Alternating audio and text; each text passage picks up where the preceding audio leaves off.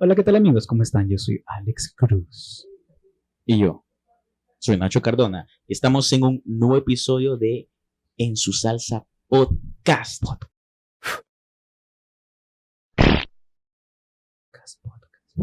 Esta noche, porque es de noche, les traemos a Mario Fernández, ¡Ey! ¡Ey! conocido como Fobia. ¡Ey! ¿Qué lo qué? Me quitó. Te iba a tirar una intro, pero ¿sabes Bueno, qué? ahí está. Come chucho. Pero órale, iba a tirar el terror de la mera mengambrea. El mero fanbase de José Lora y Cocolito. Fobia, vivo y fobia. DJ Fobia. ¿Qué onda, Fobia? ¿Cómo estás? Relajado, emocionado por la invitación y la verdad que la estaba esperando. Hace días habíamos coordinado. Ok. Vamos con todo. Ok, comencemos entonces. Contanos, Fobia. Contanos quién es. Primero contanos quién es Mario Fernández. Okay. ¿Cuál es su salsa? Y después quiero que me digas por qué Fobia. ¿Por qué, cuándo, cómo, cuál y cómo fue? ¿Cómo, cuándo y dónde? ¿Cómo, cuándo, dónde? Puntuales. ¿Por qué? ¿Por qué? Conjugarlo. Yo fobia, tú fobia, Perfectos. nosotros fobia. We are Fobia. We are fobia. Are we Fobia. We are the champion. No, encantado de estar acá. Mi nombre es Mario Fernández y el de pila es Fobia. Es un seudónimo que tomé cuando conocí por primera vez el uso de aerosol en la calle. Okay. No sabía que existía la palabra graffiti, pero eso fue lo que a mí me impulsó realmente para descubrir quién era. Okay. Y quién es Mario Fernández. Mario Fernández, un tecleño, apasionado por la pedagogía y la función que cumplo, mejor dicho, es poder transmitir de una manera práctica y sencilla un canal de comunicación. Okay. Me dedico a la enseñanza del storytelling en la Escuela Superior de Arte y Diseño. Y la otra parte, que es donde entra la faceta artística, voy formando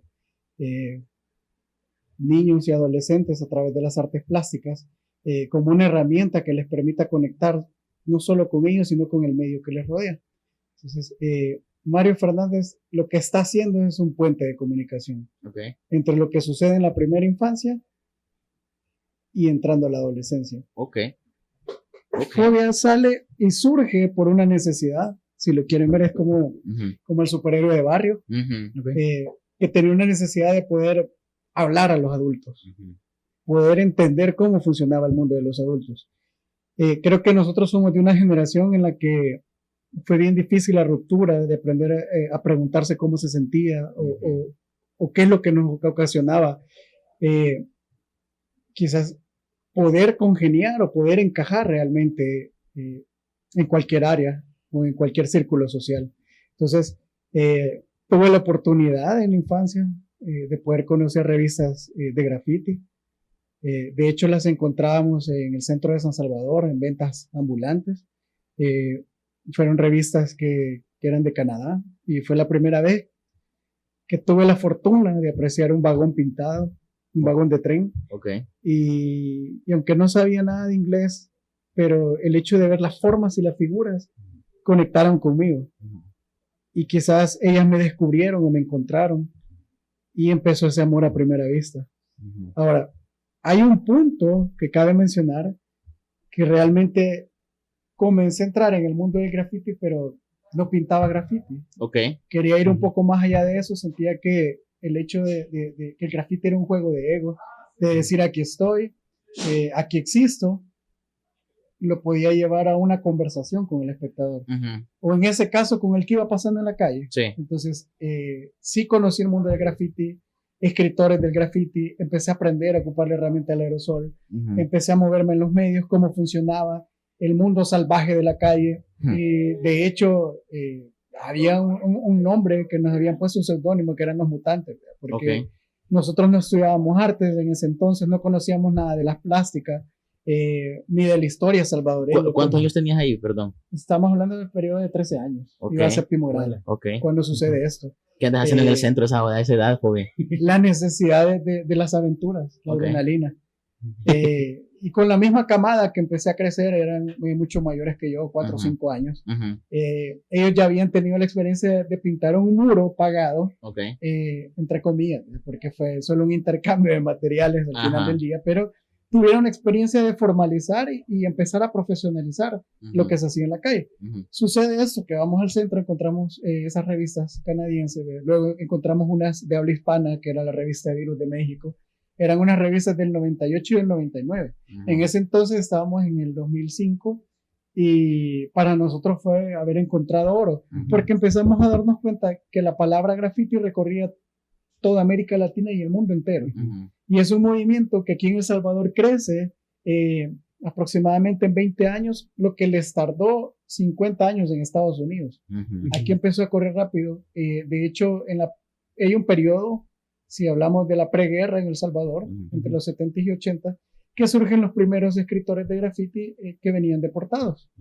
Y hay un artista, de hecho, entre los 80 y los 90, y siempre lo menciono cada vez que tengo la oportunidad de compartir. Su nombre es Slack. Slack es prácticamente el OG del graffiti salvadoreño. Él fue el pionero prácticamente del washstyle salvadoreño a niveles increíbles. Y de hecho, cuando tenemos ese primer contacto con la gente que producía ese tipo de expresión artística, también tenía a la mano la oportunidad de ir a la biblioteca del colegio y empecé a darme cuenta que el hecho de trabajar en los muros venía de muchos años atrás aquí en El Salvador, mencionando algunos artistas que estaban en el periodo de la guerra, como Camilo Minero, Isaías Mata, Isaías Mata, saludos, que fueron artistas que en su momento tuvieron un apogeo, porque hacer una expresión pública en momentos de conflicto armado era bien difícil y arriesgabas tu vida.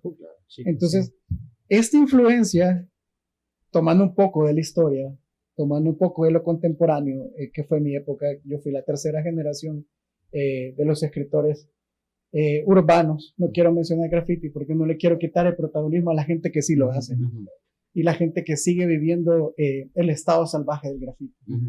Entonces, tengo esa oportunidad de ver un poco de la historia de la plástica salvadoreña en los murales y empiezo a darme cuenta que también existe la palabra exilio, ¿sí? Porque lo sacan del contexto salvadoreño, porque la expresión pública, y ya lo decía Picasso, el arte no tiene que ser bonito. Para eso están los decoradores de interiores. El arte es un estandarte de guerra que sirve para denunciar, para recordar, para expresar lo bueno y lo malo, lo agradable y lo no tan agradable. Cuando sucede todo esta mezcla en mi vida, se llena de inspiración ese momento o ese periodo de la adolescencia, cuando no hayas qué hacer, no te identificas con nada, estás metido, bueno, en mi época fue la del punk, hacía BMX, no ni lo desarrollé tan bien por lo mismo de andar en muchas cosas. Empecé a darme cuenta que habían raperos en el país. En ese entonces estaba Palomacho, Crooked Style, estaba Pescosada, no le vamos a quitar méritos. Y así empezó a suceder y darme cuenta que existía otra palabra que venía antes del graffiti, que era el hip hop. Y ahí es donde empieza a converger parte de la historia de lo que es hoy en día pintar en la calle. Porque en estos 20 años que está esa expresión, que viene todo de la mano con los skates, la gente que hacía arte circense, la gente que le gustaba el rock, los metaleros, como comúnmente le llamamos en el país. En aquel tiempo no existía la palabra indie, sino que era más, ni hipster, sino que era como, todos esos hippies de la calle. Y los bichos de la calle, los que hacían pulseras, los que andaban collares de conchitas, creo que todos anduvimos de eso. Parte de todo esto como alternativo del trip. Fue lo que comencé a intentar traducir con imágenes, ¿sí? Se me era bien difícil poder hablar en público, poder expresarme. Mi niñez sí era bastante enérgica, bastante hiperactivo, pero al mismo tiempo tenía esos cortes de saber que cuando los adultos hablaban vos no podías hablar. Claro. Todo esto fueron sombras que me acompañaron hasta que comencé a tomar el primer aerosol y empezamos a salir en la calle en la noche. Entonces, ¿sí? Qué loco, ¿no? Qué deep, la verdad, cómo empezó todo y cómo tuviste el primer contacto. Creo que también lo decía Picasso, una frase puya que me marcó, bueno, lo vi en, creo que antes de la pandemia. Prepandemia. Prepandemia, gracias. Que era, no lo voy a decir textual porque parafraseado, ajá, que o sea, todos los niños son artistas, pero, o sea, ¿qué adulto sigue siendo un niño para seguir siendo un artista? ¿Verdad? Exacto. Entonces, cabal, o sea, eso fue, y caí en cuenta cuando dijiste que es como un mensaje que vos lo dejas con el cualquiera que está pasando en la calle. Y eso sí me voló la cabeza otra vez, porque en un documental de hip hop, como tal, los ponían en los trenes para que toda la ciudad lo viera, porque sí, los trenes pasaban en todas en toda la ciudad. En toda la ciudad. Ajá. Se llama All City, se llama cuando agarraban un tren que recorría de punta a punta de Estados Unidos. E incluso hay una historia que no se sabe si es cierto o fue de verdad, pero de esa manera llegó a México el graffiti también, porque a alguien se le ocurrió pintar el tren que viajaba de México a Estados Unidos, conocido como La Bestia, claro. Y empezaron a darse cuenta de eso, que era un mensaje en estado puro, era como que se mandaran un inbox hoy día, pero lo hacían a nivel ferroviario, y ahí empieza todo un desglose de cómo se estructuraba el graffiti en esa época. Okay. Qué loco. Eso sí está. Es súper buen dato, la verdad. Súper buen dato. Fobia el de los datos. Entonces, el bicho dato. El bicho dato, Fobia el bicho dato. ¿Cómo comenzó Fobia la formación profesional ya? Como tal, ya. Porque Mario Fernández es técnico, Mario Fernández licenciado, Mario Fernández. ¿Qué es Mario Fernández? Mi formación académica fue porque tuve la oportunidad de conocer a un artista extranjero. Ok. Hay un escritor que se llama Chuck, si no me equivoco, de Nicaragua.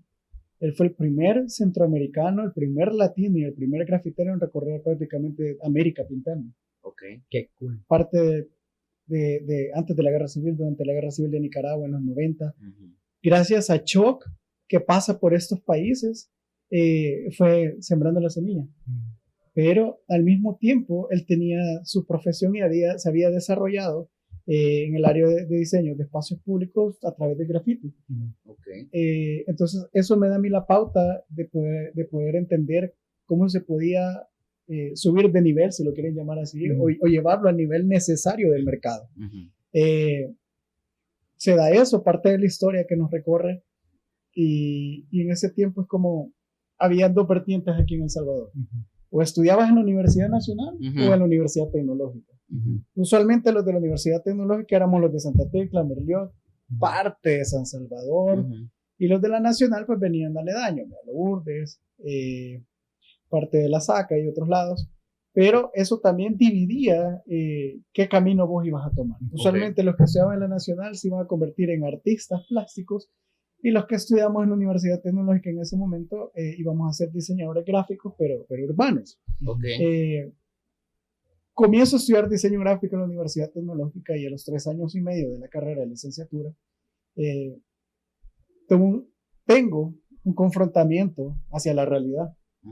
Que en diseño gráfico no te enseñaban cómo diseñar murales, diseñar espacios, intervenir interiores o exteriores. No había aerosol 1, diseño de válvulas 2, no existía eso. Y tuve mi primera gran frustración porque no tenía la madurez de entender qué era el mundo allá afuera. ¿Sí? Entonces, y lo tengo bien presente, fue un día miércoles que me hizo un catedrático, Vladimir, le decían Vlad el empalador, por cierto. Ese men era un filtro duro. O sea, de 40 solo 6 pasamos su materia. Él nos daba taller bitridimensional y yo había salido súper bien en los periodos. A mí me apasionaba el diseño manual.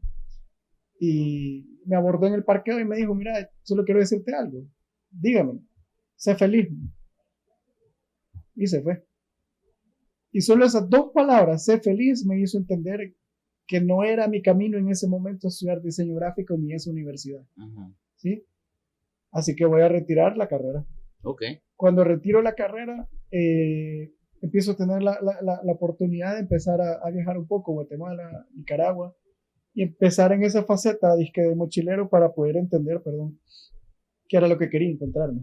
Regreso y entro a estudiar artes visuales en el Centro Nacional de Artes, conocido como el CENART. Tuve el privilegio de ser la primera generación que el Ministerio de Educación no iba a firmar para certificarnos como el área técnica de artes visuales. Okay. Pasa a ser diplomado. Los cursos, quizás de una manera aguerrida, en ese momento estaba slow de todo. Dinero, no tenía medio de transporte, no tenía mucha pintura, no tenía muchos materiales. Y quizás ese fue el amor más grande que vuelve a resurgir después de haber conocido el grafiti y haberme dado cuenta que el camino de una expresión artística no es el éxito y no hay golpes de suerte en el primer escalón. Entonces, eso lo comparto con mucha alegría, como un pequeño preámbulo. Yo me iba caminando desde Santa Tecla hasta el CENAR para ir a las clases. Wow. Porque no había presupuesto, solo agarraba un galón de jugo Tampico, lo llenaba de agua y así me iba. Y el $1 o $2 que tenía de vender algunos dibujos, y en ese tiempo que a veces mis tíos era como que, te voy a regalar 5 pesos, toda era inversión de materiales para las clases. Y es bonito en el aspecto que vas al CENAR, una mensualidad baja en ese entonces y todo, pero el recurso para estudiar artes, y ya fuese ahí en el CENAR o en la Nacional, es alto. Es alto. Todo el producto artístico de buena calidad y buen material es alto. ¿Por qué? Por la calidad y la perdurabilidad que tenés que dejar y aprender a utilizarlos. Pero para eso también había un proceso de aprendizaje. ¿Qué tanto iba a valer yo un lápiz? ¿Qué tanto le iba a dar valor a un pincel, por muy barrel que fuera de los que venden en Freon, que se te caen todas las cerdas? Pero ahí vas a ver que le iba a poner silicón y timo para continuar. Podría ser que en un momento eso me cegó y entré en esa etapa del artista bohemio, de pintar para poder sobrevivir.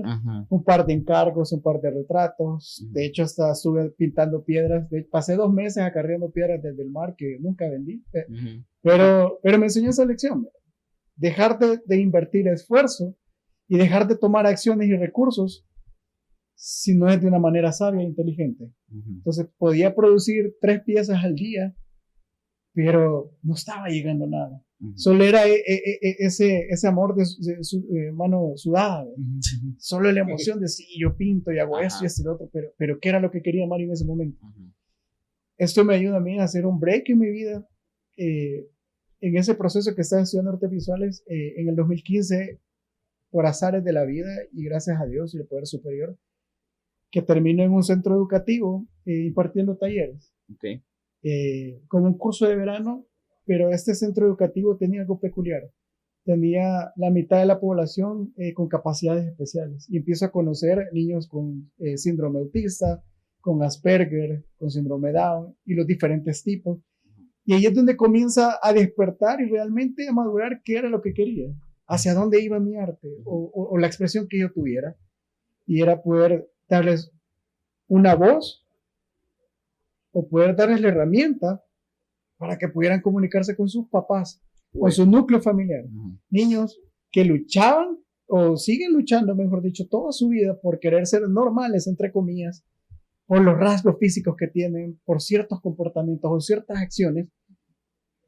Y me doy cuenta de que yo toda la vida, entre comillas, fui normal y tenía la facilidad motriz para escribir, para contar, para moverme, para caminar, para correr, y esos niños no. Niños con atrofia muscular, con problemas visuales, auditivos, y todo esto empieza a confrontarme y a decirme qué era lo que quería en la vida. Luego de esto, en ese periodo, también parte de la expresión fue haber encontrado la gastronomía, y surgen varios proyectos a la par del área creativa en la plástica. Y esto me lleva a empezar a meterme a formaciones, a diplomados, de cómo trabajar con educación especial, cómo ocupar el arte como incidencia política, como incidencia en contra de la violencia, cómo trabajar la equidad de género, cuáles eran los valores que se le pueden entregar a los niños a través de lo que hacemos, con ejercicios terapéuticos acompañados de un profesional en el área de psicología. Y eso empezó a fortalecer que era lo que iba buscando y hacia dónde quería ir. A la par de esto, el personaje o el alter ego de fobia cobraba fuerza en las incidencias en la calle. Eso nunca lo podía dejar de pintar en la calle. No pintaba asiduamente en ese momento porque estaba en ese plan de querer formar y querer estudiar. ¿Sí? Pasa un tiempo de eso y me meto a la Universidad Don Bosco para retomar los estudios y en esas estamos todavía. Para poder darle un punto y final a la parte de esa formación de estudios superiores.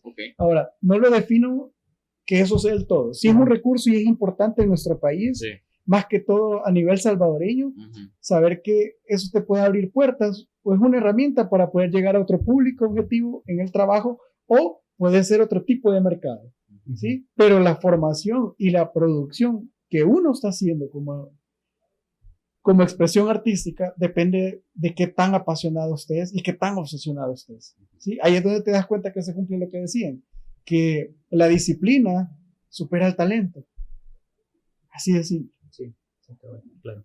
De todo esto yo quiero saber, cuando hablo de fobia, ¿qué implica el alter ego fobia? ¿Qué es? ¿Qué valores? ¿Qué emociones? Que pueden ser buenas o malas. Realmente las emociones solo son, no son ni buenas ni malas, son. Pero ¿qué implica para vos el personaje personificar a fobia? Eso uno. Y lo otro que quiero saber es, ¿en qué momento vos empezás como a hacer tus primeras piezas a nivel, así como mencionabas, sí, hacer unos encarguitos de aquí por acá, de no sé qué? ¿En qué momento comenzás a hacer eso? Y a la vez, después de ese lapso de que estás haciendo como encargos menores, entre comillas, saltás a hacer una pieza como, ok, esto sí representa lo que Fobia y lo que Mario están intentando hacer. Esto ya es una pieza así, tal cual. ¿En qué momento pasa todo eso? Respondiendo a la primera pregunta, ¿qué sucede con ese personaje de Fobia? Tenía la necesidad de tener una zona segura en mi vida. ¿Sí? Desde la niñez y la adolescencia. Soy el hijo de en medio de 3 hermanos. Ustedes saben qué implica ser el de en medio. No queda bien. Ay, no queda bien nunca. No, Fobia. Y siempre queda con que pudiste haber hecho más. No, Fobia, no le des cuerda a Alex, porque Alex, y lo voy a decir de nuevo, discúlpame que te interrumpa, pero Alex es el favorito de su mamá. Así que coma chucho. Yo a vos te lo puedo valer porque, pues sí, realmente sí, hasta memes hay de que sí, el de en medio es como. Es como. No es el que cuiden de todo, así como, uy, sí, el niño chiquito. Y es el que le quedan las cosas del mayor, vea. Sí, vamos repasando. Ajá, pero que Alex coma chucho, no es lo que voy a decir.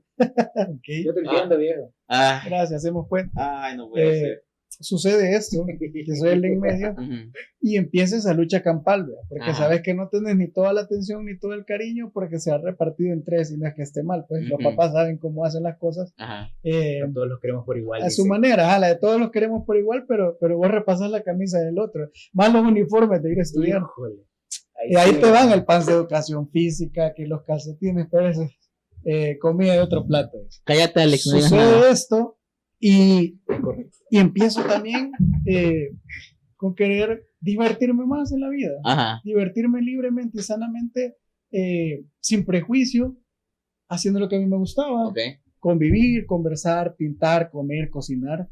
Y en ese momento que todavía no había completado ni mi mente, ni el equilibrio con mi corazón, ni las emociones, necesitaba a alguien que fuera al rescate por todo lo que yo no podía decir. Claro. Entonces, cuando empiezo a entender cómo funcionaba, que la gente conociera poco de lo que hacías, o te habían visto una pieza tuya pintada fea, porque todo el mundo comienza haciendo las cosas feo, no mal, sino feo, porque no sabes lo que estás haciendo. Claro. Y no conoces ni las herramientas, ni los recursos, ni los medios, ni qué va a pasar después, ni antes de lo que vos haces. Vos solo lo haces y te divertís y ya. En ese entonces pues había hi-fi. Y la idea era poner papel tapiz con lo que habías pintado y el nombre de tu crew en ese entonces y aquí y allá. Y las canciones.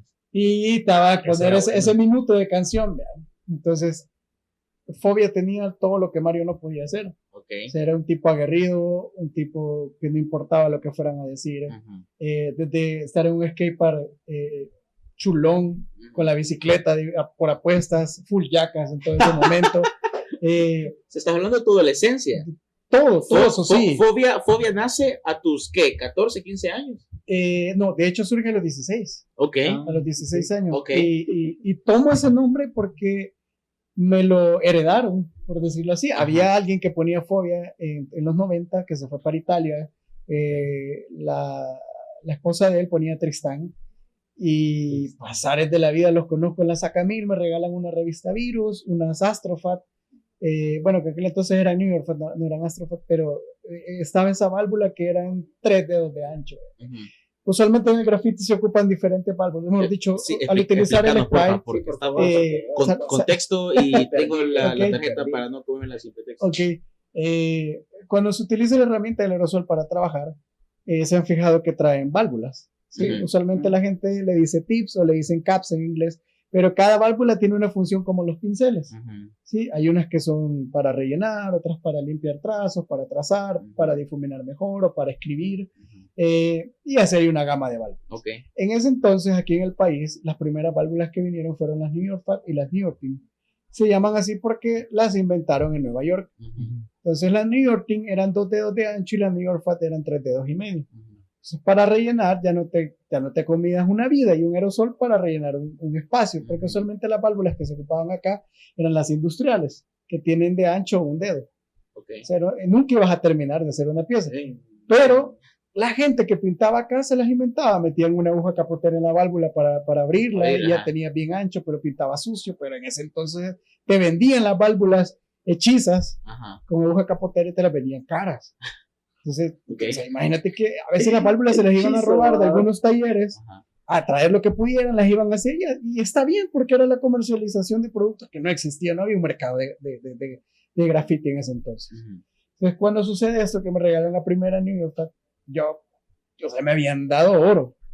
Y nunca ocupé esa válvula porque la guardé y era mi primera válvula y jamás lo usé. En ese momento, todo lo que venía de pintar en la calle, yo lo idolatraba. Ajá. Guardaba latas vacías, marcadores vacíos, y lo chistoso que eran marcadores de los Artline, de los 90, de los de escuela. O sea, sí, no eran ni marcadores de pintura. Entonces, le quitábamos la punta, sacábamos la esponja para que fuera más grueso y con eso y firmábamos, hacíamos cualquier taca, ¿verdad? Ok. En ese entonces. Qué loco, gran técnica, ¿verdad? Entonces, fobia se va para Italia con la esposa en ese entonces, en los 2000.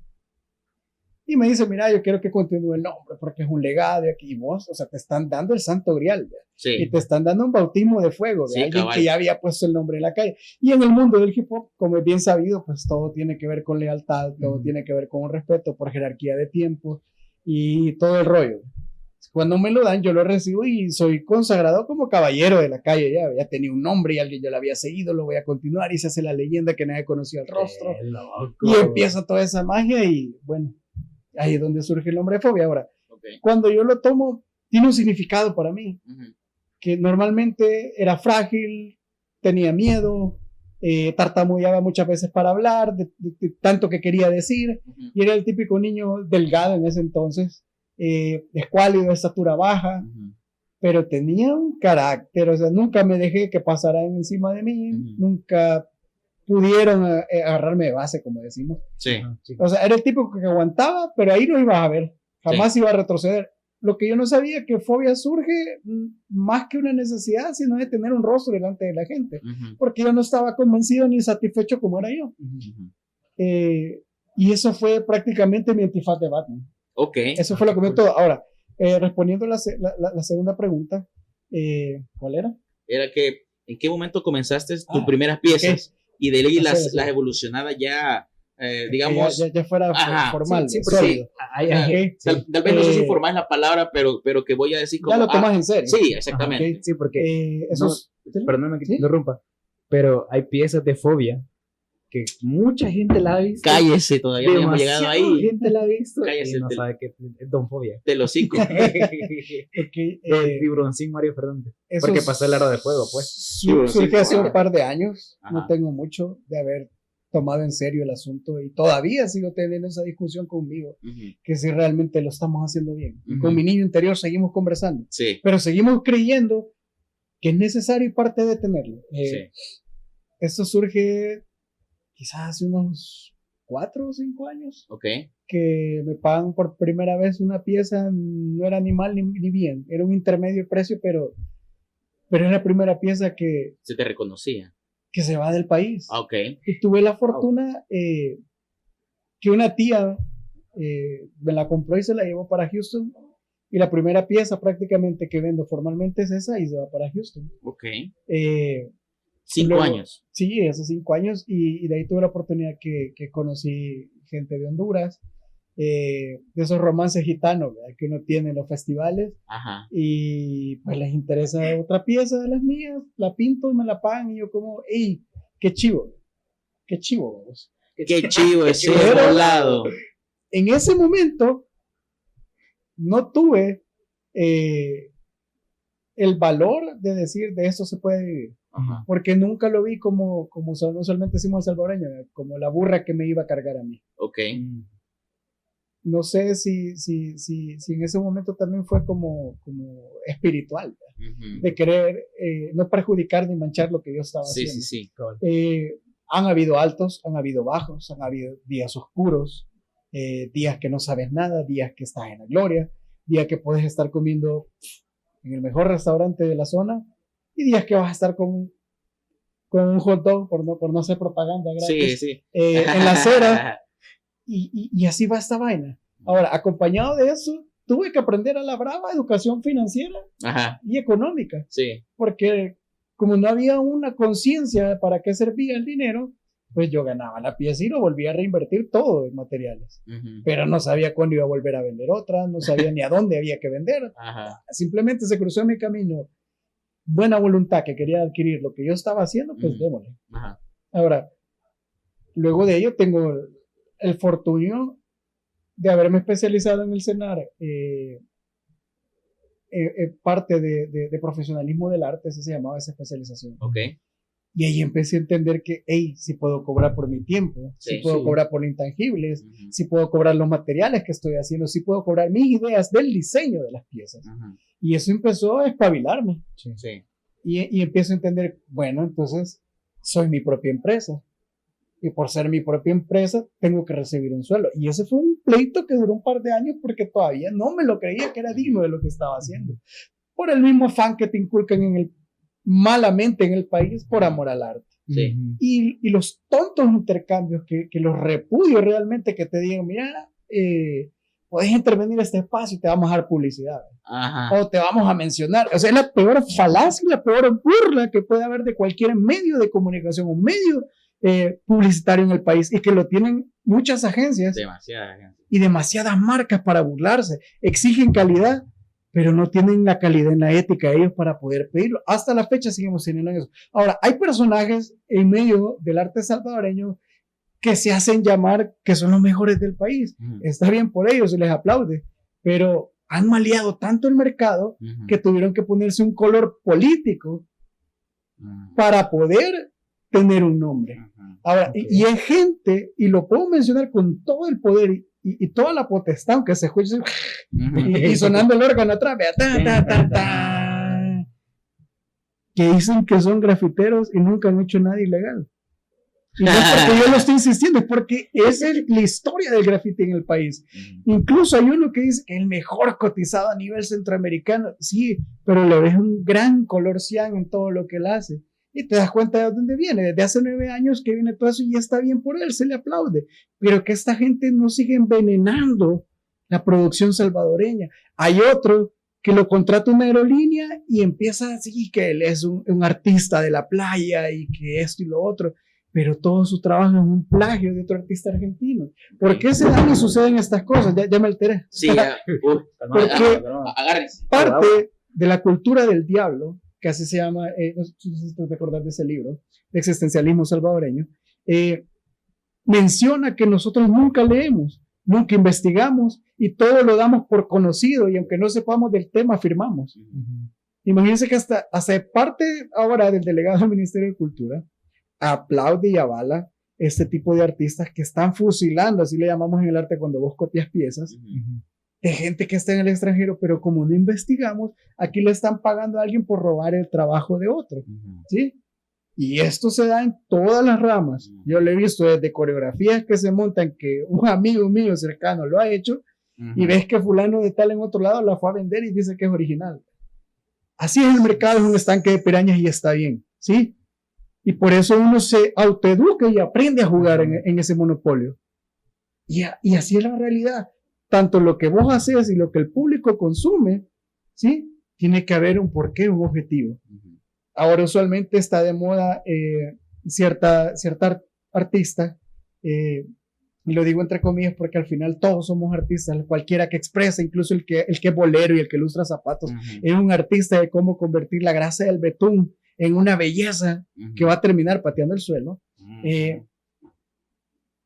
Ella surge en cuarentena y porque pintaba de hobby, está bien, cualquier pasión es buena, pero ya tenía lo típico que pasa aquí en El Salvador, apellido y familia, y carita fachera, y se consagra como artista, entra a salones de exposición, empieza a vender arte, pero es alguien que en la vida no estudió, no se preparó, no se formó, y no porque lo diga que lo empírico está malo, no está bien, si el arte así tiene que ser, vivirlo día a día, in situ, dicen muchas veces en el momento,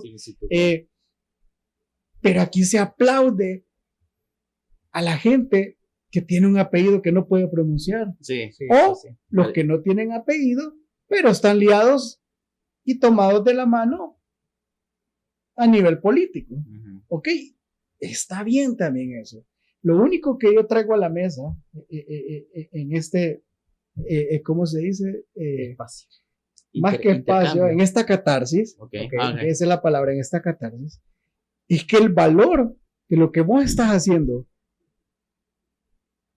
como trabajador de la expresión artística, se lo vas a poner vos.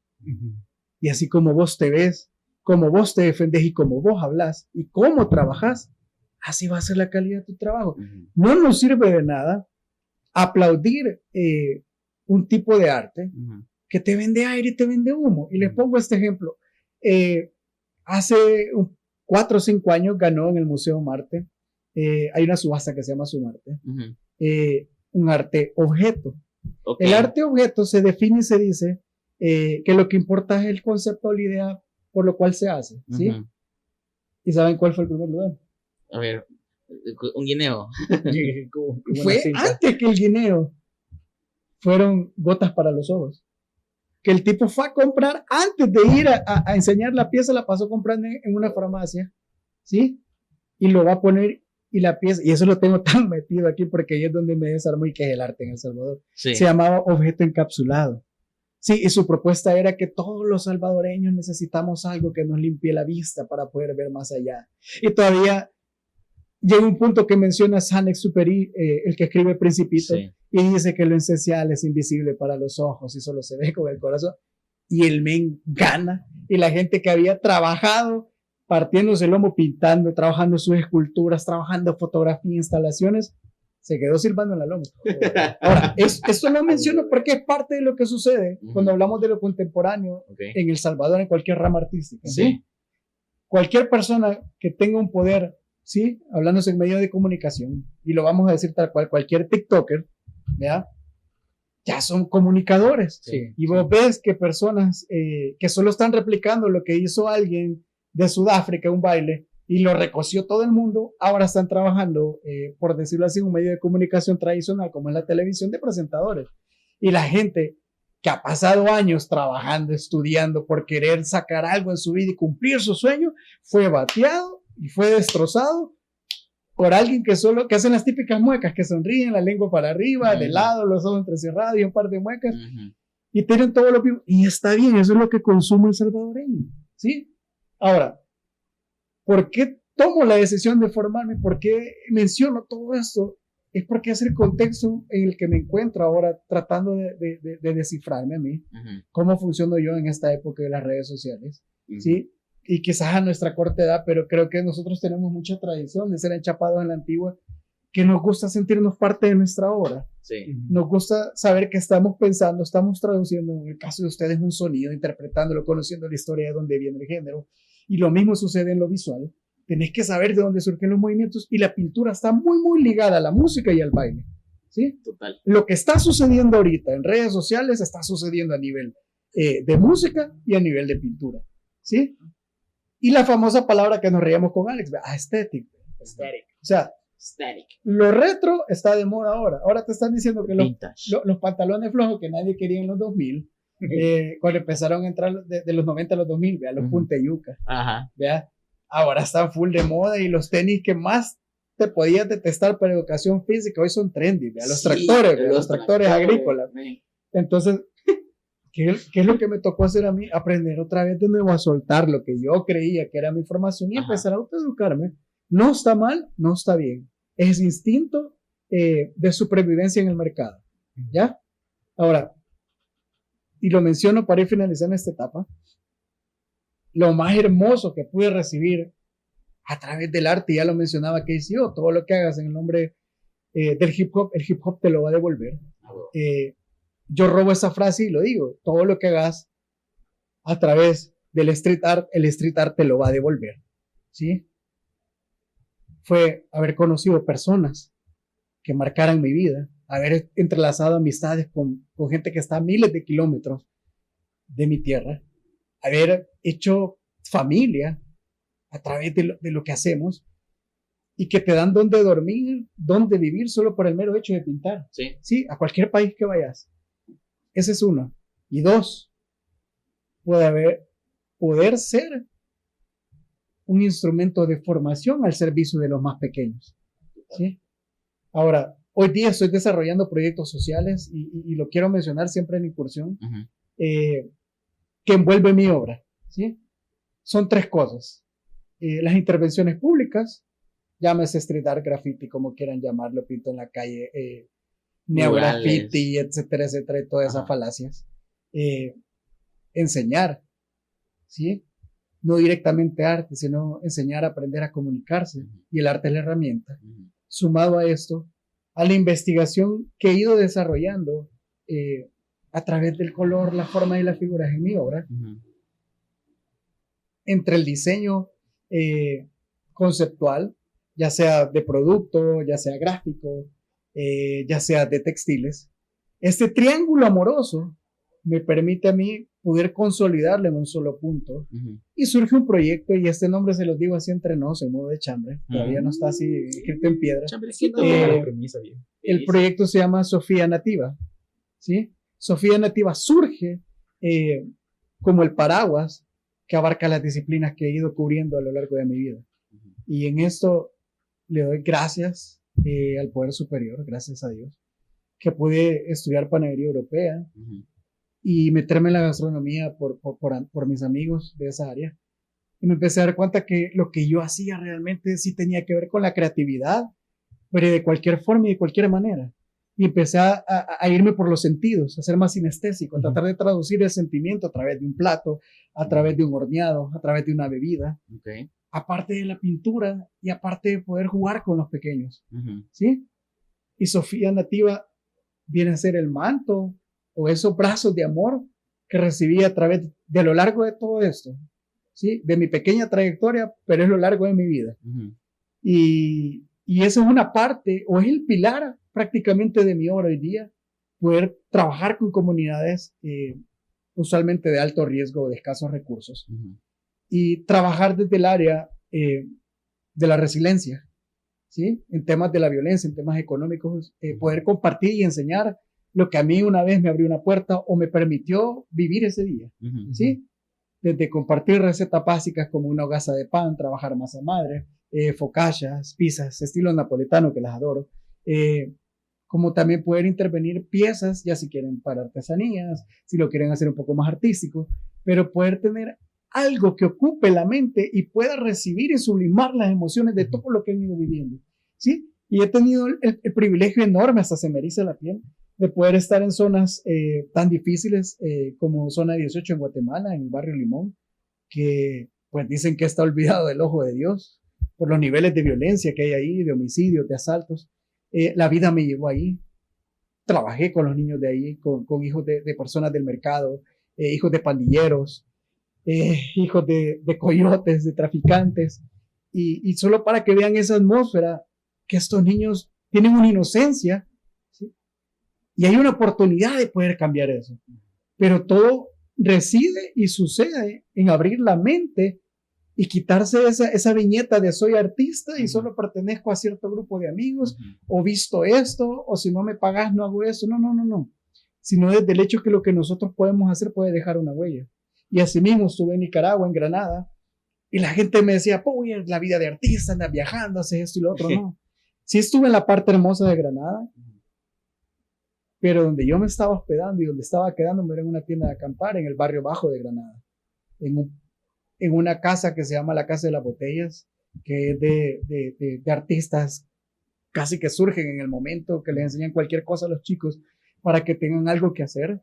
Ellos viven prácticamente de reciclaje, y parte de las casas ahí no solo son de láminas, sino que son también de botellas de plástico. O sea, es tan duro que vos te levantás porque está lloviendo y el ruido no te deja seguir durmiendo, porque sabes que hay una gotera en medio de la lámina, pero al mismo tiempo te entra toda la claridad porque son botellas tu pared, la que te divide con el exterior. ¿Sí?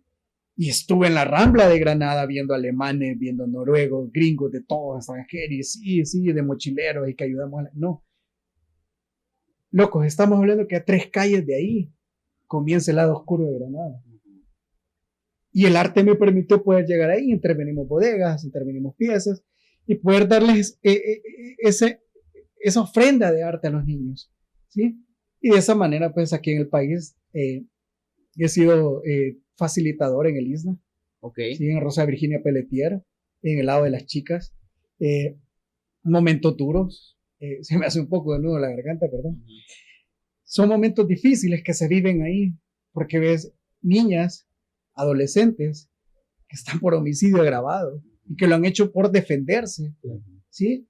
Y a la par están los chicos, y ves niños de 9 años que por defender a su hermano, que no los asaltaron o los metieran a una pandilla, la primera opción que tuvo fue coger un cuchillo de cocina, y con eso se defendió y están allá adentro, ¿sí? Pagando las penas más altas para un menor. ¿Sí? Son estos contrastes hermosos de la vida, la sombra y la luz que hay, y que lo viví a través del arte. Y de esa misma manera he estado en colegios privados.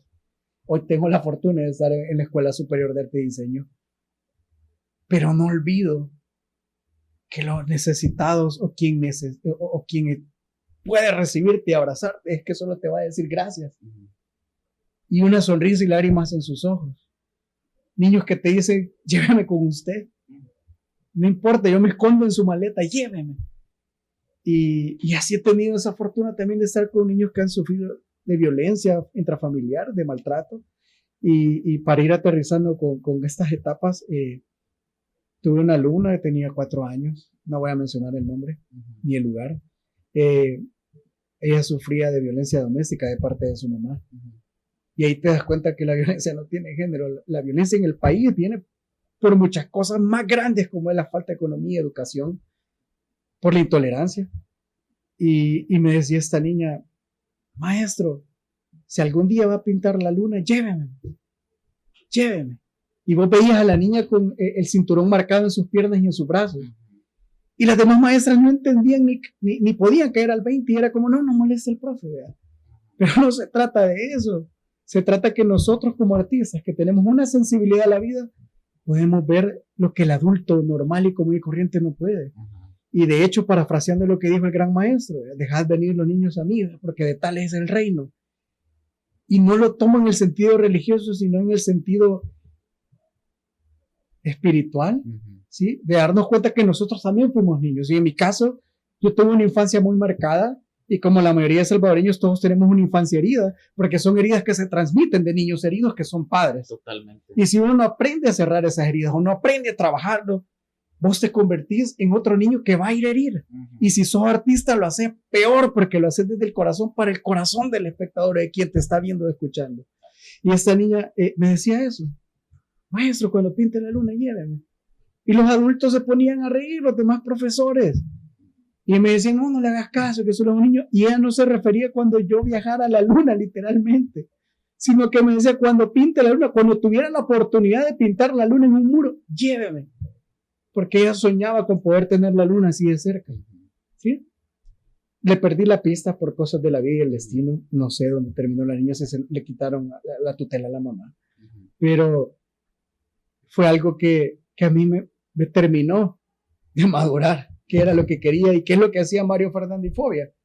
Tener separado la luz y la sombra de una misma persona. Sí, okay. ¿Sí? Y ahora, al tener este balance y saber que tanto los momentos difíciles, los momentos duros, como expresión artística que uno pueda tener, como expresión económica incluso, lo que compras y lo que invertís habla de vos y dice lo que sos vos. ¿Sí? Y también como siendo hijo, siendo el de en medio, siendo primo, siendo nieto, siendo hermano, siendo tío, todas estas cosas eran uno solo y era Mario Fernández. ¿Sí? Ahora, y ese es uno de los misterios más grandes, y me mata de la risa porque mucha gente ha visto algunos murales y ven la firma de Fernández y se les dispara el termo a quién es. Yo siento mucho mejor así, que solo vean la obra y conecten, que vean mi rostro, que vean lo que mis manos aprendieron a hacer, y fue hablar sin palabras y entender esa magia que sucede en ese momento. Cuando ves la sonrisa en una persona y te empieza a contar de su vida, porque eso le recordó de dónde viene. Sí. Y solo para terminar un poco y aterrizar eso de las experiencias, me encontraba pintando un mural en la Plaza Morazán. Ahora le han puesto un cajero de Chihuahua, creo que es solo de maceta porque no funciona. Ese muro lo pinto para USAID, para Garage, para un comercial que era para los retornados, para la gente inmigrante que regresa y no haya qué hacer. La comisión era interpretar el escudo de El Salvador y fragmentarlo. Utilicé 57 distintos tonos o escala de azules para poder intervenir esa obra en un edificio. 57. Sí, de Morris Rooftop. Todos los derivados del azul, tanto los que se tiran para los fríos, los cálidos, están en esa obra. La trabajé en 14 horas, son 57 metros cuadrados. Una sola, plan y ladera. Ajá. Y cuando yo me senté a hidratarme, se acerca una de las trabajadoras del sexo que hay en el centro, con su romance gitano, que era un taxista, y me invitan a un café. Y yo, o sea, estaba destruido, o sea, de ese ajetreo, estar pintando y sin parar, ¿verdad? Destruido físicamente. Físicamente. Y me dan el café y ya le pedimos un pan y yo, gracias por esto. Y sentado en medio de los dos me dice esta mujer, vea que ese es el lago de Ilopango. ¿Cómo lo adivinó?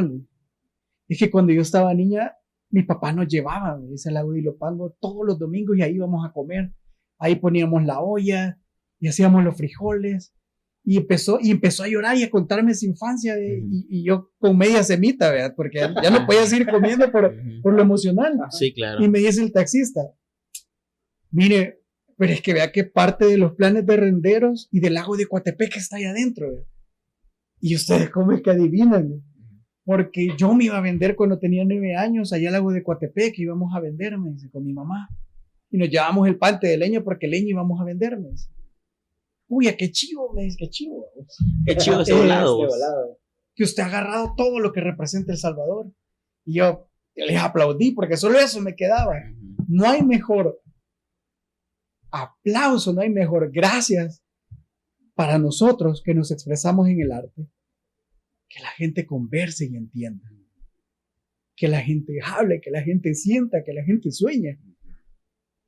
Y esa hora empezó a conectar con los vendedores, empezó a conectar con la gente ahí que lo cuidaban, que no lo patearan, que no lo ensuciaran, que no lo mancharan. Y al final entiendo eso. No pinto para mí en cierta instancia, sino que pintas para todo aquel que habita el lugar y habita el espacio. ¿Sí? Y así mismo sucede la magia con los niños en estos murales, y algo bien peculiar, y con esto cierro. Cada muro que yo he tenido la oportunidad de tocar, y que antes de tocarlo, y es parte de mi ritual, es agradecerle a la vida, porque estoy a punto de abrir un capítulo en los sueños de alguien, ¿sí? Y en cada muro que he podido pintar, siempre hay niños que se acercan y empiezan a hablar con el muro, ¿sí? Y lo más, pero así brutal que he podido ver, ha sido en 2 lugares. Cuando pinté el centro comercial, frente del centro comercial La Esquina en Santa Tecla, una semana antes de que nos encerraran por cuarentena, pinté a un gran amigo perruno, Sam, que él falleció unos meses antes por negligencia médica. Cuando pinto a Sam en una esquina, llega un señor hablando un español mero raro y me dice, ¿tú ya has viajado a Wynwood? Y yo en mi Spanglish mal hablado salvadoreño, oh yes. No, todavía no, pero voy a ir, ¿sí? Ya había aprendido a ver con visión y aceptar las cosas, no, pero voy a ir. Sí, me dice, esta es la primera vez que veo esto en El Salvador. Me decía, genial, vean. ¿Puedo ir a traer a mis hijos? Me estaba pidiendo permiso para ir a traer a sus hijos en un espacio público, en una esquina de la calle 14, que ha sido la más grindcore de Santa Tecla. Y está bien, me digo. Se fue caminando, a los 5 minutos regresó porque vivía ahí en Santa Rosa y traía a sus 2 hijos. Y me dicen que si podían tomar fotos y que cómo pintaba y si les enseñaba y empezamos a interactuar. Quizás ni 5 minutos habían pasado y los 2 niños estaban hablando con Sam. Era un bulldog inglés. En el muro, hablando con el perro y diciéndole que cómo se sentía, si estaba feliz, y lo acariciaban y que si podían jugar con él en el muro. Y yo estaba cortado viendo esa escena. Y empezó a llegar mucha gente que estaba comiendo en el centro comercial y se empezó a aglutinar y acercarse. Y la gente nos aplaudía y la gente cantaba, habían puesto música y se empezó a armar un cumbión bien loco. Con toda la gente y esa brosa que te abraza. Y los niños interactuando con el muro. Y la última experiencia para terminar esto fue en Berlín, en Zulután, en diciembre, en un festival de muralismo que se llama Pigment Trip. Termino de pintar uno de mis cuentos favoritos, que es El Principito. Y termino de pintar al Principito y le hago el zorro en el brazo y mi interpretación y mi rollo. Ese lo pinté, un día lo pintaba. Y llegan 2 niñas al mediodía y se ponen a bailar enfrente del muro. Y me dice la mamá, es que ellas van a clase de ballet. Me dicen las niñas, estos colores tienen música, me dice. Ya lo escuchó, me dice. Yo así como que, ¿qué rayos? ¿Vea? Y se ponen a bailar enfrente del muro. Y empiezan la posición de 3/4 y empiezan a hacer su presentación y empiezan a hacer un baile del Lago de los Cisnes, pero para los salvadoreños, mezclado con carbonero y reggaetón. Y se empiezan a tomar fotos. Y las 2 niñas, vea que a mí me pintó, soy esa. Y se dice una a la otra, vaya, la mitad sos vos y la otra mitad soy yo, pero las 2 estamos en el muro. Y empiezan a hablar, qué lindo te peinaron, qué lindo tenés los ojos.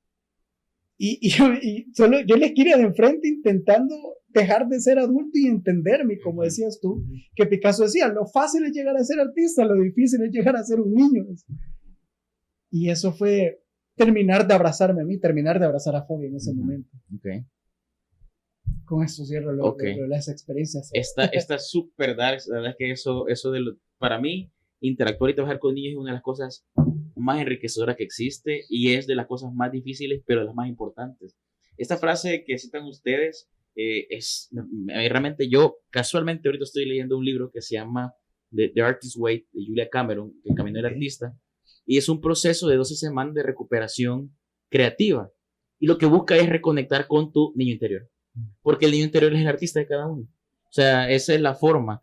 Y realmente cuando yo trabajo mucho con niños, tanto en clases de baile como de taekwondo, y yo siempre disfruto cómo ellos ven el mundo. O sea, es tan interesante. O sea, no hay filtros, hay cosas y de la nada, profe, no sé qué tal cosa. Y yo, ok, porque no sé, jamás he pensado en algo así, ¿vea? O sea, ¿de dónde salió eso? O sea, es increíble, realmente es súper importante la labor para cualquier persona, para cualquier artista, en general, el trabajo con los niños, aunque no te gusten los niños, no importa, digamos, no quieres ser niño, está perfecto, pero la necesidad, y se vuelve una necesidad de poder permitirle a los niños ser niños. Completamente. Wow, o sea, realmente con eso mejoraríamos no solo el país, sino la existencia entera. O sea, y nos veríamos nosotros beneficiados de eso. Ese proceso de Fobia, de reencontrarse con su niño, me imagino que es de las cosas, bueno, que se mantienen, ¿verdad? O sea, yo creo que lo más difícil de ser artista es justamente lograr mantener una comunión constante con tu niño interior. Sí, completamente. O sea, es demasiado denso. De hecho, yo te iba a preguntar justamente respecto de algunas piezas de que te habían como marcado más, ya me tiraste ahí. Esto lo voy a decir porque Alex lo spoileó hace rato, pero hay una, a mí me encanta esta que está en el, ¿cómo se llama? El túnel. Paso desnivel. El paso desnivel Redondeal Naciones Unidas. Del Redondeal Naciones Unidas. Está abajo de la multiplaza. Como en salvadoreño es el túnel que viene de la Jerusalén y va a dar a la Panamericana, en cristiano salvadoreño. Y está a los costados, ambos costados, diferentes aves, principalmente son pericos, ¿no? Sí, 4 tipos de pericos que habitaban en la finca El Espino. Ajá, o sea, ese es el chiste, o sea, es una pieza como estéticamente atractiva, pero además te está como el mensaje, es como la finca El Espino, que fue una de las fincas más grandes que había en la zona, que le dieron el ANEC para construir, bueno, todo lo que existe ahí. De hecho, me gustaría interrumpirte con esto, lo de ese mural. Gracias Ajá. por recordarlo, una experiencia hermosa. La primera parte que tú dijiste, dejar a los niños ser niños, ¿sí? Y eso es un confrontamiento bien grande y de hecho, lo estaba hablando con mi hermano y por la mañana, un saludo a mi hermana, Marcela, está por graduarse en el área de psicología de la Universidad Nacional. Yeah, Marcela. Tiene un desarrollo profesional bien alto y cognitivo, pero es de esos genios que en su área son increíbles. Y esa es su zona segura. Okay. Estábamos hablando de eso, dejar a los niños ser niños. Usualmente, en medio de eso, dar clases y trabajar en las jornadas con los infantes, hay una adultización bien grande y bien fuerte. Y cuando los trabajas por medio del arte o a través de expresiones corporales, viene eso nato que traen los niños, ¿sí? Que es el ritmo, el baile y el cantar. Y surgen eso, y eso es lo más hermoso, y créeme que lo comparto contigo y lo vuelvo a recalcar, dejar a los niños ser niños y quitarse esa vaina de qué bonita se ve la niña con las uñas pintadas, que el labial, que el brillo, o el tipo de vestimenta también que se da con los niños, que bien ajustado, que allá. Loco, que vos de niño vistas la camisa de tu superhéroe favorito es lo mejor que puede haber en esta tierra, igual de niño, o sea, identificarte con algo que te va a ir formando si son bien orientados, pero dar un móvil para que pase jugando, para que pase ahí entretenido, que no te esté molestando, lo peor que puedes hacer, porque le quita esa esencia de investigar, de ser curioso a los niños. Ahora, siguiendo con lo que mencionas, gracias por darme ese recuerdo y ese refresh de esa pieza. Fueron 37 noches las que pasó el equipo de trabajo, porque fuimos 5 artistas en total, que intervenimos en el paso de desnivel.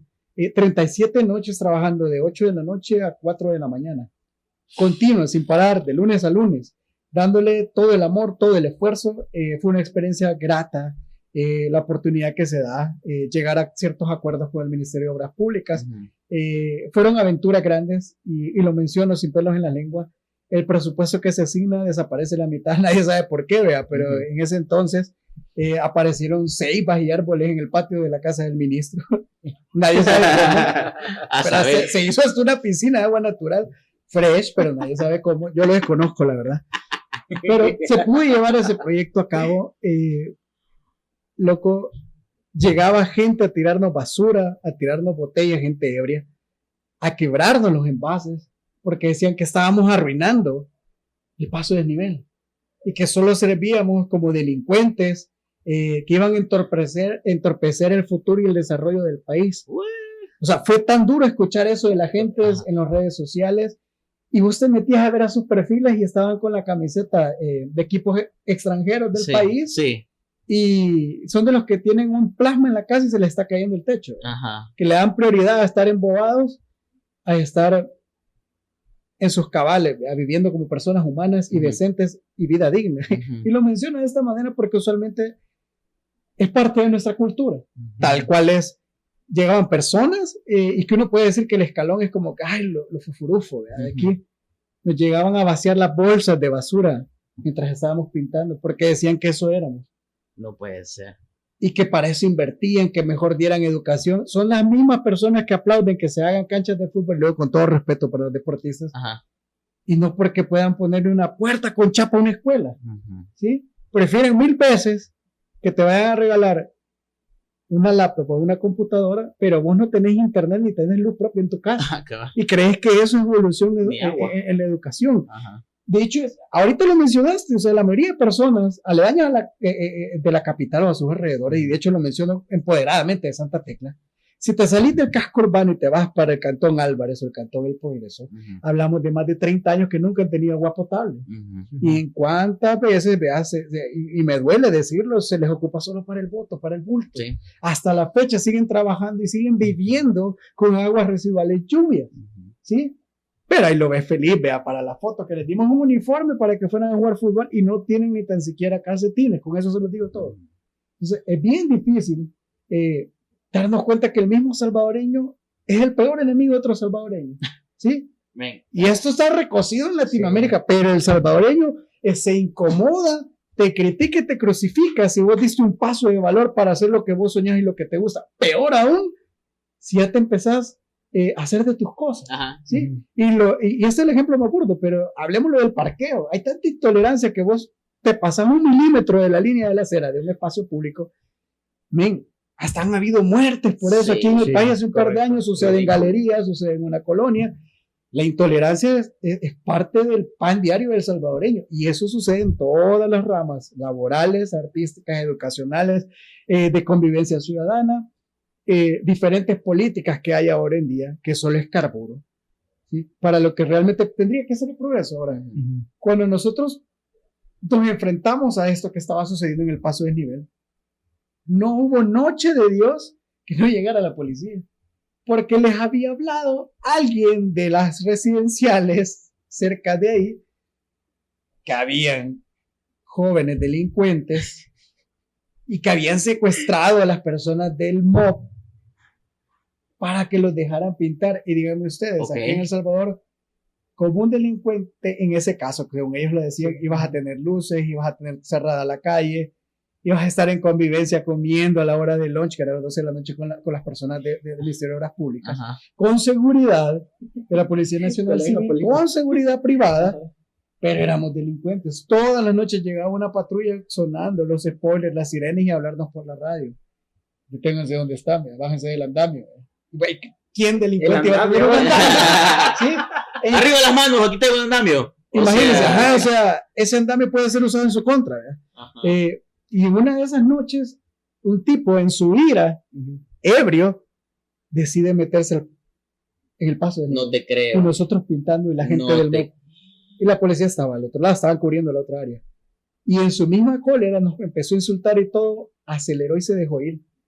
Si nosotros no nos aventamos a toparnos a la pared y quitarnos del área que estábamos trabajando, nos pasa encima a los 5.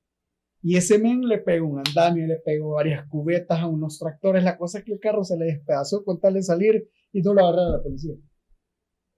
Esa fue la respuesta del ciudadano promedio salvadoreño. Sí. Porque algo que no entiende es enemigo. Algo que está en su ignorancia es malo. Es del diablo. Sí. ¿Sí? Y eso es por la idiosincrasia salvadoreña. Sí. Porque si vos no sabes, no tenés la razón y te vas a ver mal. ¿Sí? Ahora, pasa esto y ustedes no van a ver que ninguna red social lo publicó y me van a matar a 5 bichos artistas. No, lo que dijeron fue y casi atropellaban a unos delincuentes juveniles que estaban intentando denigrar un patrimonio nacional. Asaltando con andamio.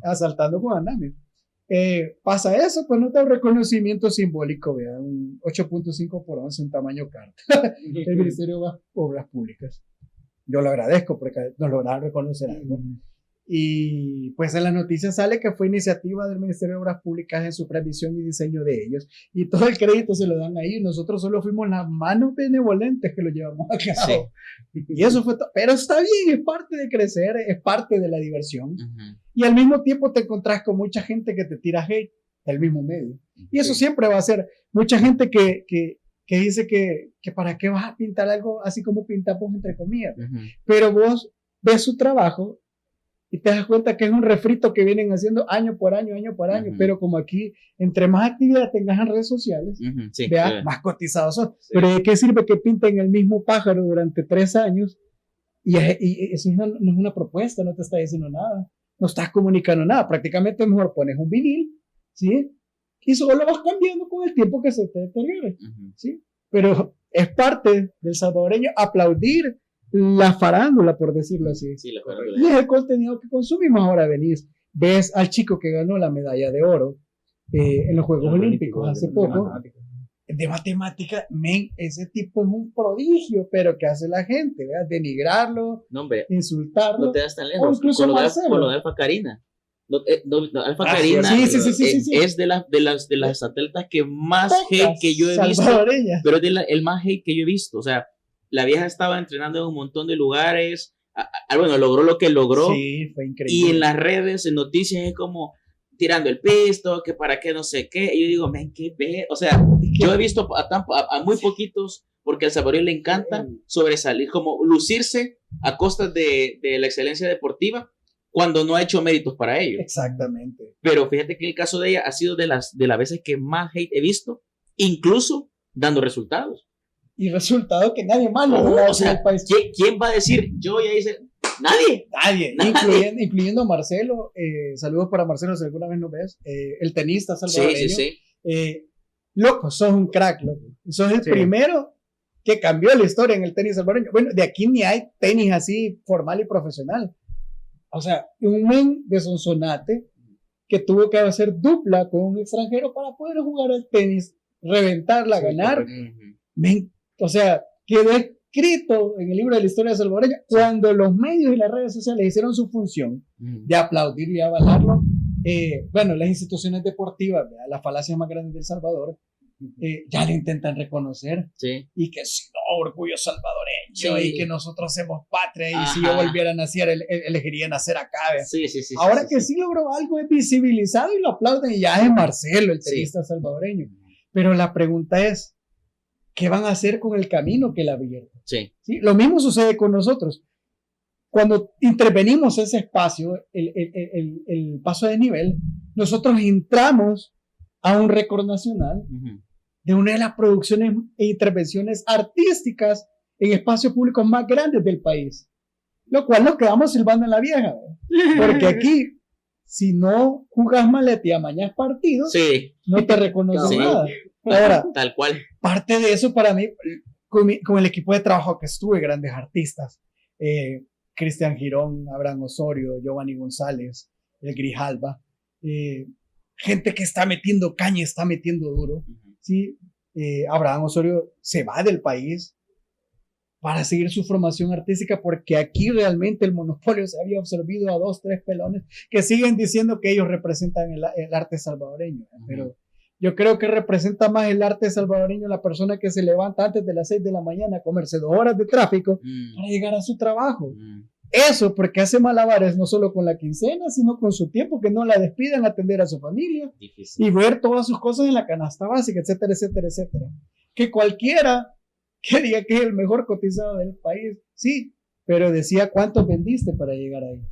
A cuántos manipuló y pisoteó para estar ahí. Y lo digo con todo derecho y propiedad de la palabra, porque he sido testigo de a cuántos traicionó, a cuántos artistas que ayudaron a abrir el camino salvadoreño, simplemente los hizo a un lado diciendo y apoderándose de eso.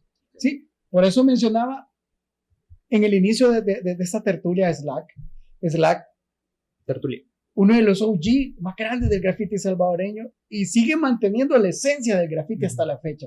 Mucha gente no conoce su rostro, mucha gente ha visto muchas piezas de él que no supieron que él lo hizo. O sea, en el mero Soya Bronx pintó duro y sigue haciéndolo, y de ahí viene mucha gente que intenta apropiarse de ese esfuerzo y ese trabajo que hizo. Él la pintó cuando habían bombas, ¿sí?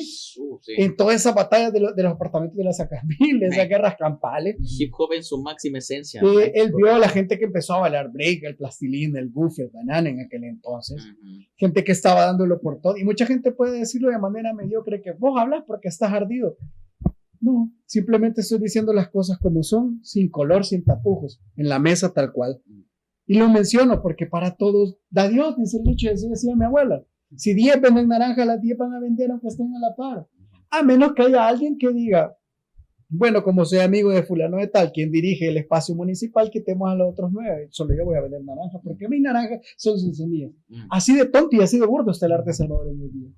Pero gracias a los espacios que se están abriendo, y no es por hacer propaganda, pero El Salvador, el único museo que hay nacional, que es el mejor a nivel centroamericano, el Museo de Arte Salvadoreño, ha tenido la oportunidad de quebrar la manera tradicional de ver el arte y abrirse a nuevos adeptos, incluyendo el arte urbano, a los ilustradores, a los dibujantes, a los caricaturistas, adentro de la plástica salvadoreña, la expresión visual.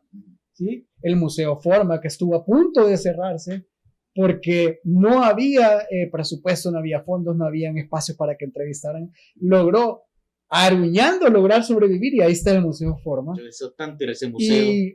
Y es tan linda la arquitectura que tiene, no, hombre, se te enamoras de ahí. Julia Díaz creo que fue esa pionera en ese momento.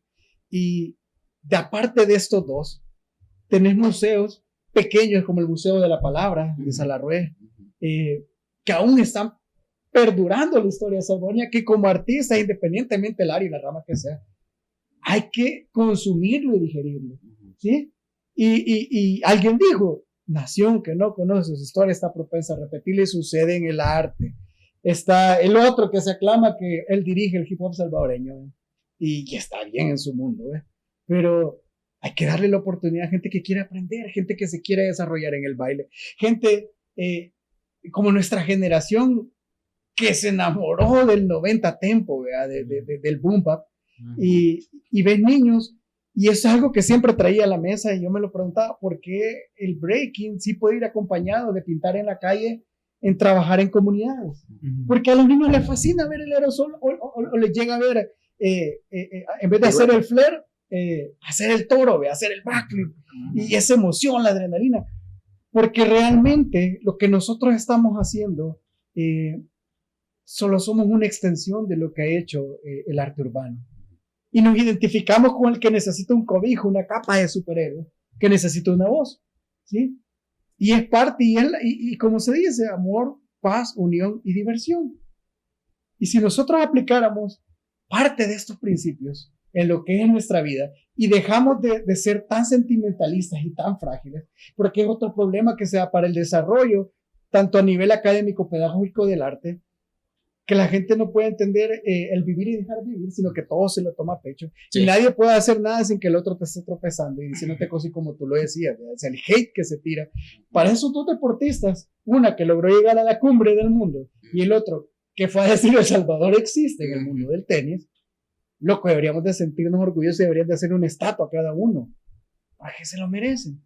Ahora, para no extraviarnos y que la tertulia pueda continuar y regresar al principio de todo, cada vez que nosotros hacemos algo, o cada vez que nosotros podemos producir algo, hay que pensar por qué lo estamos haciendo, para qué lo estamos haciendo y ser objetivos. Y no vender humo, no vender aparte, no decir que esta taza simboliza la necesidad del alimento salvadoreño y vender 30 párrafos y tu obra no puede hablar por sí sola, no es una obra, y así está estipulado desde los principios y desde la época del arte, desde lo paleolítico hasta la fecha. Si necesitas decirle a un niño en un museo que se lea 2 páginas para que vea a un tipo quebrando un pupitre en una marcha de universidades para decir que está en contra de la educación, eso no sirve. Porque si lo que vos haces no habla y no comunica, loco, estás trabajando para el cura, solo para vos. Mejor hacerlo en tu casa, en un espejo.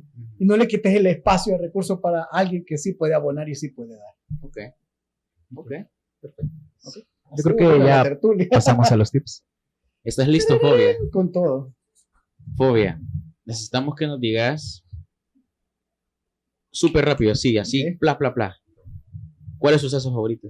¿Perdón? ¿Cuál es tu salsa favorita? No, hombre, broma. ¿Cuál? La comida. La comida, no, mentira, no era eso. Yo sino no que, sé mañana. Fíjate que siempre te tiran esta cuestión y a veces me han tirado salsas de canciones. Otros, la vez pasada, en el episodio anterior, Kel nos dijo que su salsa favorita era salsa rosada, ketchup, mayonesa y mezcla. Y eso es todo. Obviamente tuvimos un chef aquí, vea, el líder, la cabeza de Caero, y nos empezó a aplicar la salsa. O sea, cada quien vea. Pero ese es un chacarrillo. Lo que sí te quiero, lo que sí te quiero preguntar, yo también te quiero. Es que nos digas. Lo que sí te quiero preguntar en este momento es si nos puedes dar unos 2 o 3 tips de Fobia para que cualquiera que se quiera dedicar al arte, puede ser el arte plástico, arte visual, arte corporal, o no importa. Si quiere vender, no sé, cotuzas, bueno, no sé si las cotuzas, no estoy seguro. Las cotuzas están prohibidas. Si quiere vender son bien bonitas las cotuzas, la verdad me gustan mucho. Pupusas. Sí, tranquilo, Ministerio de Medio Ambiente. O sea, para los tips de Fobia para estar en su salsa y distintamente lo que hagan, puedan vivir haciendo lo que les apasiona. Serían 3. Cool. ¿Sí? Hagan lo que tienen miedo de hacer, háganlo con pasión y con amor y estén presentes, estén conscientes de lo que están haciendo. Okay. Eso es todo. El tiempo pasa volando. Totalmente. Y cada logro que ustedes tengan se vive en el momento. Mañana ya pasó, ya es ayer. ¿Sí? Y como lo decía, quizás con eso termino con los tips, parafraseando a Marco Aurelio y lo que le decía a su general, ¿verdad? Carpe diem memento mori, aprovecha el día, porque mañana morirás. ¿Sí? Y solo recuerden que a la edad que ustedes están, ¿sí? Es el momento más joven y más indicado para hacer las cosas. Del día de ayer hacia atrás, desde que nacieron, eso ya está muerto, ya no existe. Y aquí nadie sale ganando con la vida. Nadie. Okay. Te vas a morir. Punto y final. Estamos. Perfecto. Okay. Te agradecemos un montón, Fobia. Gracias. Porque nos han dado el chance ahí de... Pues, estuvo intenso, la verdad. Estuvo denso. Gran batalla de gallo. ¡Ah! Por un momento no quería hablar porque yo no quiero hablar. Estuvo denso. Te agradecemos un montón que has hecho el tiempo. Agradecemos las experiencias que nos ha compartido. Realmente hay cosas súper importantes que hay que tener presentes para la gente, que en las realidades, sobre todo el arte, a veces es muy crudo, pero es genuino. Al final, lo que decía Fobia cuando lo decías, el arte no tiene que ser bonito, sino que tiene que ser aquí y acá. Y yo solo pienso, el arte tiene que ser auténtico. ¿Sí? Totalmente. Indistintamente, tiene que ser genuino lo que sale de uno. ¿Verdad? Cada quien lo hace más o menos bonito, eso es lo de menos. La técnica se va sumando. Y si recuerden cuidar a su niño interior. Totalmente. Gracias, chicos, por la oportunidad de estar acá. Cualquier cosa. Cualquier cosa, pueden buscar a Fobia ahí en sus redes sociales. ¿Cómo está Fobia en sus redes sociales? Fobia en inglés, PHOVIA 7. Así súper corto. Okay. El 7 es por la numerología. Pero esperemos haya segunda parte más adelante para compartirles del proyecto Sofía Nativa. Por favor, y gracias. De hecho, el siguiente fin de semana vamos a la comunidad regalada de mexicanos. Y vamos a hacer 4 incidencias ahí. Así que paulatinamente vamos a ir compartiendo. Cool. Un placer, un privilegio estar con ustedes, Alex, Nacho. Creo que es un podcast hecho para nosotros, para nuestra edad, para vos, para el que lo va a escuchar mientras va en el carro, en el gimnasio. Desde una oportunidad de poder llegar hasta su mesa. Cabal. Y compartir el café mutuamente. Ahí está. Okay. Gracias. Perfecto. Nos escuchamos pronto, perritos. Nos vemos. ¿Qué lo que? ¿Qué lo que? Que te que el qué. Pero ¿cómo el qué? ¿Cuándo qué? Estuvo fuertísimo. Ok.